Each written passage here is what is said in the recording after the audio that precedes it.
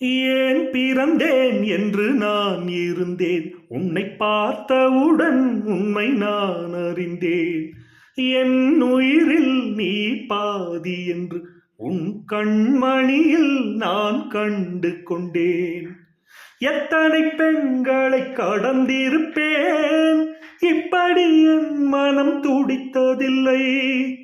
இமைகள் இரண்டையும் திருடிக் கொண்டு உறங்கச் சொல்வதில் நியாயம் இல்லை.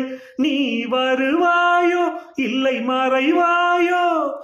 ஏன் ஏன் ஏன் ஏன் ஏன் தன்னை தருவாயோ இல்லை கரைவாயோ? உன்னை பார்த்த பின்பு